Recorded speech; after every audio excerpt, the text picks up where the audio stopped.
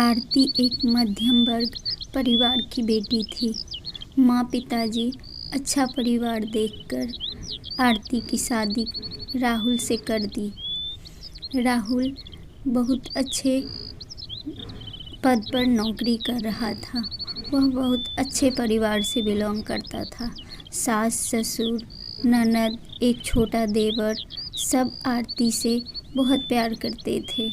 आरती अपने परिवार में बहुत खुश थी और वहाँ पे अच्छे से सबसे हिल मिल गई थी। धीरे धीरे समय बीतता गया। 1 साल बाद आरती माँ भी बन गई और उसे एक बेटी हुआ जिसका नाम पीहू था। सब लोग बच्चे को पाकर बहुत खुश हुए। सास ससुर सब आरती से बहुत खुश रहते थे हमेशा। ऐसे ही समय बीत रहा था। एक दिन राहुल अपनी ऑफिस से घर आ रहा था। रास्ते में उसका एक्सीडेंट हो गया। जब तक हॉस्पिटल जाता तब तक वह रास्ते में ही दम तोड़ दिया। यह सब देखते हुए आरती के परिवार वाले उसके घर आए और आरती से बोले, आरती, अब तुम्हारी यहाँ कोई ज़रूरत नहीं है। ये लोग तुम्हें अच्छे से नहीं रखेंगे, तुम्हारी बच्ची को भी अवहेलना करेंगे और तुम्हें यहाँ रहने की कोई ज़रूरत नहीं है। तुम चलो मेरे साथ। दरअसल उन लोगों को आरती की ज़रूरत नहीं थी। आरती के पति के मरे हुए बीमे के पैसे की ज़रूरत थी, जिससे उन लोगों का अच्छा खासा मुनाफा हो जाता।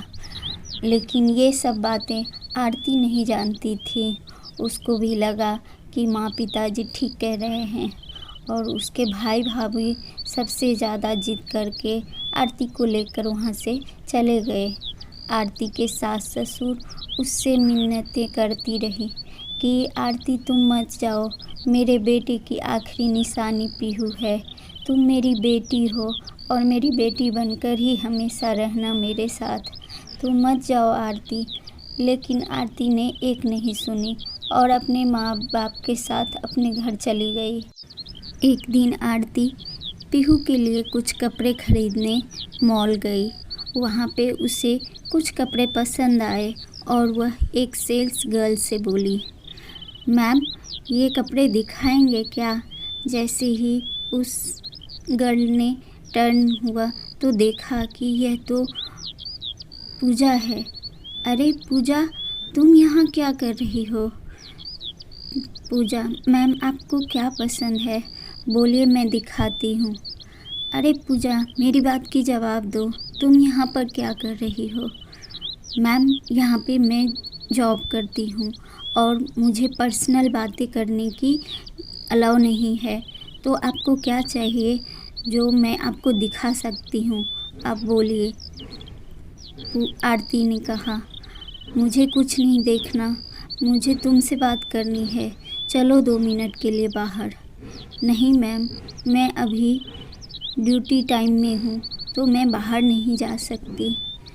आरती थोड़ी देर वहाँ पे इंतज़ार किया। शाम का टाइम था, पूजा को छुट्टी मिल गई। तब आरती पूजा को पकड़ के एक कैफ़े में लेके गई और उससे पूछा, तुम यहाँ पर क्या कर रही हो? तब पूजा ने कहा, भाभी, मैं यहाँ पर नौकरी कर रही हूँ और मेरी नौकरी की मेरे घर में बहुत ज़रूरत है। भैया जब से चले गए तो आप भी छोड़कर चली गई हम लोगों को। कभी एक बार पीछे घूम कर नहीं देखा कि हम लोग किस हाल में हैं। आपके और राहुल भैया के जाने के बाद माँ बहुत बीमार रहने लगी। पापा के पेंशन से जो भी पैसे मिलता है उससे छोटे भाई की इंजीनियरिंग की पढ़ाई और माँ की दवाई किसी तरह चल जाती है। घर का खर्चा चलाने के लिए तो कुछ न कुछ कमाना पड़ेगा ना भाभी। इसीलिए मैंने नौकरी पकड़ ली है और मैंने अपना कॉलेज भी अभी छोड़ दिया है। जब छोटे भैया जॉब करने लगेंगे तब मैं पढ़ाई कर लूँगी। तब आरती ने कहा, इतना सब कुछ हो गया और तुम लोगों ने मुझे बताना सही नहीं समझा। आपको क्या बताती भाभी, आप तो खुद ही चले गए हम लोगों को छोड़कर। एक बार पीछे मुड़कर नहीं देखा कि हम लोगों को भाई के बिना क्या हाल हुआ है। और तब से हम यहीं पे नौकरी करके किसी तरह अपने परिवार की गुजारा कर रहे हैं। आरती थोड़ी देर बाद अपने घर आई। घर आते आते शाम हो गया था।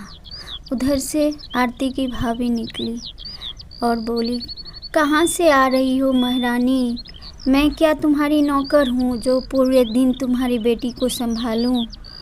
और कल से जल्दी आया करो। आरती को अभी झगड़ा करने का कोई मूड नहीं था। वह अपने रूम में चली गई और सोचने लगी कि ये मैंने क्या कर दिया। जो लोग मुझसे इतना प्यार करते थे उन लोगों को छोड़कर और मैं इन स्वार्थी लोगों के पास आ गई जिन्हें मेरी नहीं मेरे पैसे से मतलब है। और यह सोचकर सुबह उठकर आरती अपने बेटी और अपना सामान लेकर घर से बाहर निकल गई। तभी उसकी माँ ने कहा, कहाँ जा रही है आरती?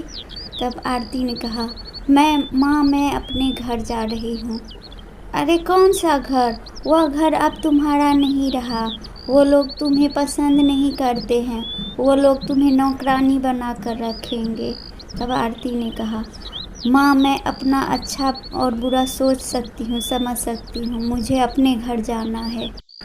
तभी आरती की भाभी ने कहा, तुम अपना भला बुरा नहीं सोच सकती हो, तुम्हें वहाँ नहीं जाना चाहिए। तब आरती ने कहा, और आपको भी मेरी भलाई और बुराई के बारे में सोचने की कोई ज़रूरत नहीं है। मैं अपना खुद देख सकती हूँ कि मेरा कौन अपना है और कौन पराया। यह बोलकर आरती निकलकर चली गई अपने ससुराल और वहाँ पर सब लोग खुशी खुशी रहने लगे।